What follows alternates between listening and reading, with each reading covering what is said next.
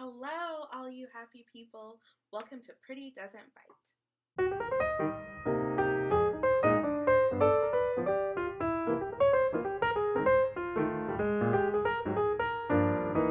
Today, I am reviewing the Sephora makeup sponge that I got in the Play box last video, I think. And I've been using a beauty blender maybe about 3 years.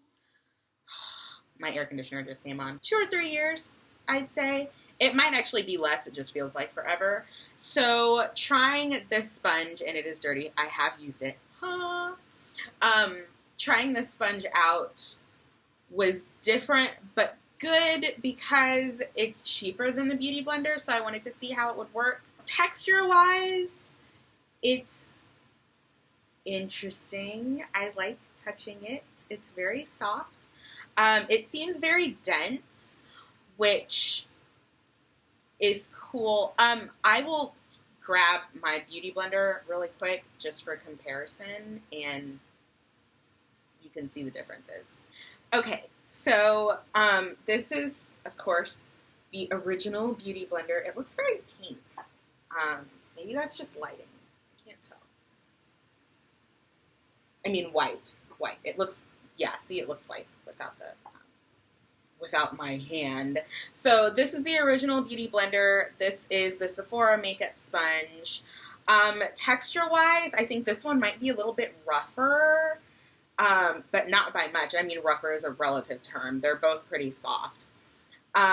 This one, I think, also is a little bit firmer than this one is. I think maybe Sephora is trying a little bit too hard with the double-ended sponge. When I used it, it was really difficult to sort of get a handle on it and keep it from like flying everywhere. Beauty Blender also makes smaller sponges, so they actually have a sponge that would be just like this size. Makeup application-wise, I don't know. I mean, it wasn't bad. I think the fact that this tip is a little bit pointier than this one definitely helped, like for the under eye area, like getting in under there, although I probably would have used the smaller side to get in like creases and whatnot. Maybe it's because I've been using a Beauty Blender for as long as I have. This just wasn't my favorite experience. I probably would like this a lot more if I just cut the bottom off and used it as 2 separate sponges. I may actually do that. I wanted to try this because I think they're only $12 on Sephora's website as opposed to the $20 for the original Beauty Blender. I did use it wet. You're supposed to use them damp. You can use them dry, but it's better if you use them damp. It was pretty easy to clean. That's one thing that I will say negatively, I guess, about the Beauty Blender is that sometimes it can be a pain to clean, especially since my foundation is going to be, you know, my skin tone. So getting brown out of pink is always obnoxious. And one of these days I'll go to the Beauty Blender Pro, which is basically the exact same thing as the pink one, but it's black. So it shows up makeup less. I don't know if that's a good thing or a bad thing, because then don't know if I'll ever know if it's clean, but I don't know. So I think out of 5 stars, I would probably give this like a 3.5. The texture is nice, but the handling is awkward. It gets the makeup on pretty well, and it shaped really nicely, but I don't know. I feel like the Beauty Blender gives me a more airbrushed finish. So I'm on to the next. I've actually decided to see if I can try as many different makeup applicator sponges as possible. I don't know how long that's going to take me, but I know that there are a lot just on the Sephora website.